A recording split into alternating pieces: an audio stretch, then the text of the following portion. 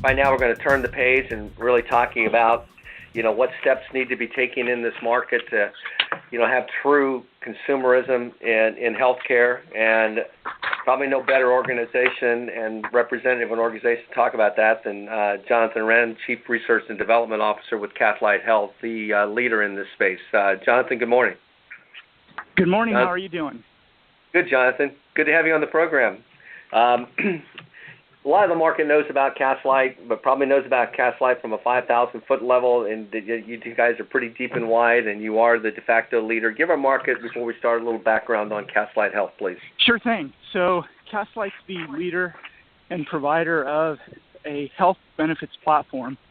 So really what we do at the end of the day is provide a couple of things. We provide a platform and an application. I'm sorry, I'm a little out of breath here. Okay. Provide an application and for consumers, employees of companies, so that they can do a much better job of understanding their health care. I mean, at the end of the day, what we see over and over again is 70% of employees have no idea what their health care benefits are. So what we do is provide an application for them so that they can really easily understand and navigate and have one central place to understand all their healthcare benefits. That's number one. The second piece that we do, because we provide a ton of different information and education for them, we end up capturing really critical information on the back end. It's all PII. It's all from a security perspective, completely secure and compliant with HIPAA, et cetera. But then we're able to provide an experience for employers, for benefit leaders, so they can get a window into how to better engage their populations and better educate them when they need it, where they need it, about their healthcare needs. So there's really two sides of the coin here. There's an employee experience to explain and help and educate them on consumerism, but then there's an employer experience that really allows them to be able to have an understanding, as I say, a window of visibility into their population by segments, and better communicate with them in their times of need. That's interesting. What do you think, from your desk, what are the greatest barriers to consumerism in healthcare right now? Well, I think one of the biggest ones is just education. Healthcare is absolutely one of those areas where people don't understand it. Number one, as I said, typically they don't care about it until they need it, and when they need it, that's all they care about. So it's a very unique space. It's a very unique domain. It's a very unique set of needs and requirements by an employee of a company. And so the first is education. Most people are normally it's one of those things during open enrollment. They get a little bit of information, and at the end of the day, they hand that over to their significant other or partner to figure out what to do. So then when they comes time for an event, something happens, they need access to a particular service, it's a mad scramble to figure out where and how they get that information, what's covered, what's in network, what's not in network, what services are offered. So overcoming that barrier of education and getting people the information when they need it, how they want to digest it, is super critical. That's probably the biggest. And then I'd say the second is, go ahead. No, go ahead and finish your thoughts. I have a question around education. No, I'd say the second, after people have a single place to integrate, and then we engage them in the right way, which is a huge barrier. Like, how do you actually engage populations? And this kind of gets to the benefit leaders we talk to all the time. Their biggest challenge, they always tell us, is they don't want to be abrasive to their populations. They don't want to flood them with broad information that they know will be ignored and frustrate them. So how do you get targeted, personalized information to them? That's super critical. And then the last one is, how do you even measure these? Every company we work with today, every Fortune 500 or below the Fortune 500, are spending big dollars on healthcare, and they're spending even bigger dollars on the services for their employees. They have no real way to measure that, none whatsoever. So again, they're putting programs out on an annual basis, planning for them a year in advance. They send them out there, and then they really don't have a simple way in which they can understand if they're being used, if they're being leveraged, if they're valuable, et cetera. Jonathan, when it comes to education, we talk about this a lot. Is that we actually agree with you. Education, education, education, but to a point of at what point do the consumers, the employees and their families, and every family is different.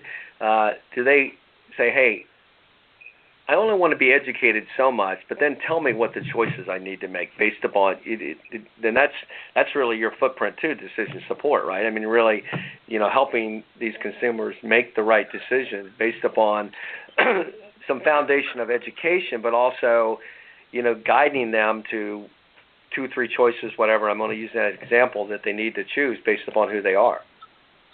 That's right. Well, we at Castlight, one of the things we've done and we've worked really hard to do, and do it in the right way, do it in a thoughtful way, do it in a medically, and clinical approved method, is to apply consumer techniques. One of the things we've seen over the years when you talk about consumerism and you talk about employees, number one, people don't respond. They're not interested unless it's personalized to them. That's one. 2, there's a body of research out there that always shows that it's up to 20 times more likely that an individual will respond to something if it gets them at a particular point in time when they need that. And this is echoed through the successes of the Amazons of the world, the LinkedIns of the world, the Facebooks of the world. So if you take some of those basic techniques about information and how you present it to people, when and where you present it to people, and you apply that to healthcare in a meaningful way, you can see some tremendous impacts. And that's what we're starting to see in our platform today. So it's really important that you apply, in a way, a model by which you get information to individuals that's personalized in their segments that they care about, and you do that by understanding information about those individuals, those segments. And we do that by, again, understanding what they care about, what they're searching on. We do that by understanding past claims that they have. And we have our own models that we build on populations, not individuals, but populations in a PII-compliant way, so that then we can target at which particular phase somebody would care about a particular service, given a particular condition that they may care about. Yeah, that's good. Ron?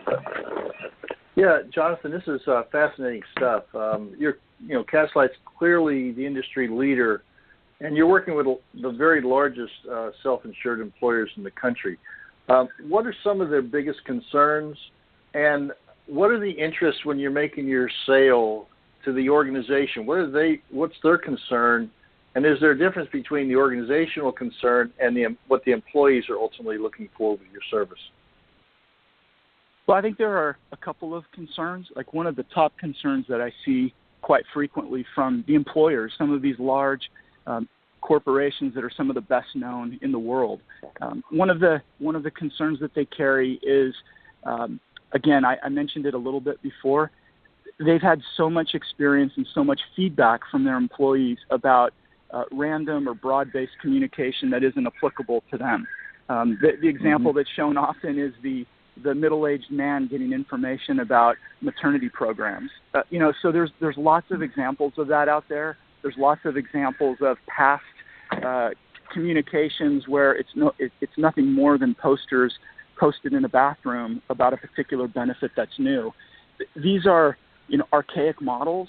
That's not what people are used to today, given the age of the smartphone, given the age of mobility, given the age of people from a consumer standpoint, really digesting information in the modes and the models in which they care to digest them. So that's really, to me, at the heart of everything around engagement and why that's such an important thing to these companies. Give us a little bit, Jonathan, take us a little deeper in describing Castlight Action and what it really does. I mean, I think you touched on a lot of it, but if you would, help our audience kind of get more clarity on Castlight Action. Sure. Well, as I mentioned before, Castlight really pioneered the area of transparency, which is the consumer shopping experience, not just on price, but on correlating price and quality together. Both of those together, what we find frequently, are critical to people when they're in that moment of making decisions about their own benefits, their own health care. what we realized over the years is we started to measure and see, again, what people cared about. And we started to create through our relationships with the employers and with all the major payers, all the major carriers. We really started to understand and realize that this body of information that we capture not only from the carriers, which think of it as the backward-facing window on what people have done, what services they've used. Think about that as medical claims. So you think about medical claims in a generic standpoint of a rear view of what people have done. And then you couple that with information around what they care about in the future, what they're searching on, what conditions they may care about, which is a forward-looking view. If you couple those together and you marry that with eligibility information, demographic information, you start to build a very interesting model, a predictive model, a rules-based model, if you will, to better segment populations, again, at a generic HIPAA PII sense of who cares about what and when they care about it. So action itself at the core for the employer or the benefit leader view is really all about providing that window, but providing that window in a set of cohorts or segments. So you can have one around pregnancy. You can have one around knee and hip pain. You can have one around lower back pain. You can have one around many of the opportunities that are critical to an organization. And in most senses, in the biggest sense, those opportunities that generate the highest cost for an organization. So we know that as well. So think of a panel, if you will. You're a benefit leader. You come in and you see a set of segments listed, and by the end of this year, we'll have 18. We have over 9 today, where now I'm viewing the population not as a monolithic block of individuals that might care about all our services in any random way, but actually separated, segmented segments of the population, nameless, faceless, HIPAA compliant, that fall into these. They may be considering back surgery because they have lower back pain, but there's a whole life cycle in lower back pain from the first time someone experiences it to chronic conditions to ready for surgery. And we all know that 30% of back surgeries are unnecessary. So when you think about the life cycle of some of these segments or cohorts, and you think about the power of educating people early on that there are other alternatives to addressing lower back pain other than surgery, if you catch them early in the cycle, that could be physical therapy, could be chiropractor, could be all kinds of different services. You start to see how you can eliminate major costs down the road. So each of these segments have a life cycle to them, and we're able to not only segment populations, but then break those populations into kind of where they are in the life cycle, and then communicate the right types of programs to those individuals where they are in that life cycle. Does that help explain what action is? Yeah, it really does. Ron? Yeah, I mean, this stuff is pretty interesting. We're all familiar with doing a Google search on a travel or an airline, and then all of a sudden we start to see ads show up for things that are available in that city or on that trip. And I guess they're taking what we used to call, maybe we still do, big data, and trying to do this predictive analytics that you're talking about. Can you tell us a little bit more about what kind of data sources you're using to try to profile and segment people? Because this idea of getting information to people at the right time, what some would call a learning moment. They're looking, like I said, for something that would indicate they have back pain, or maybe there's some medications they're taking that might mean they're more susceptible to certain disease or some ongoing issue around their health. How are you pulling all that together, and what sources are you using to help people get the information they need at the right time? Sure. Well, we use a few different sources of information. Some that we get, as I said before, that is historical, and some that's very forward-looking. So the historical information and those sources of information come from our partners, the major payers and carriers. When a company goes out and they decide they want to use a solution like Castlight, one of the things that we do is we go out and we work with their carriers, whether it's an Anthem, whether it's a Cigna, et cetera, and we get the 2 years of past claims for that population. Then we have to understand, well, who in that population is eligible, for this particular, a self-insured high deductible, because we want this to be people who are eligible for that, and eligible employees of the company, as an example, but it doesn't have to just be high HDHP. It could be PPOs as well. But that they're employees of the company, as you know, that's pretty dynamic. People come in and out of populations. So we get that information. Then we also get the claims, as I mentioned. And again, those pieces of information are the backward-facing, the historical, the past. But then we marry that with, as time goes on, with what people care about, what they're searching on. We call that mindshare data. And we're in a unique position where across a particular population at a particular company, we are tracking, again, in a completely HIPAA-compliant method, like what people care about, what content they're reading, what conditions and services they're searching on. That gives us a window into what they're thinking about and where they are right now.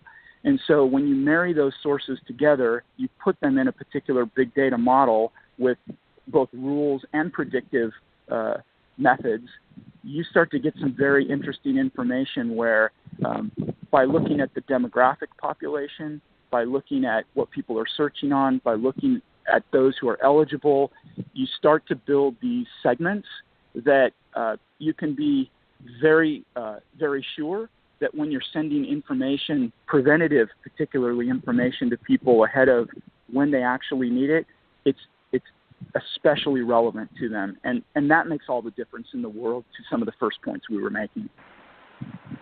Everybody's talking about behavioral health. What you're really talking about is changing their behaviors, the information that you're providing. That's the end result, right? That's right. And behavioral change, transformation, we all know, it's probably one of the hardest things to do. And I can't think of a more challenging area than healthcare itself around that. So we definitely are not addressing a small problem here. If we're going to sink our teeth into something, we're going to do something that's challenging. I think we found it. Yeah, I think you have, Jonathan. That's well said. Listen, it's been nice having you on the program. We've got about a minute to go, and I want to give you a chance to leave our audience with a few takeaway thoughts and tell them how they can get in touch with Castlight. Sure. Well, I appreciate it, and really appreciate you all taking the time to talk to us and myself.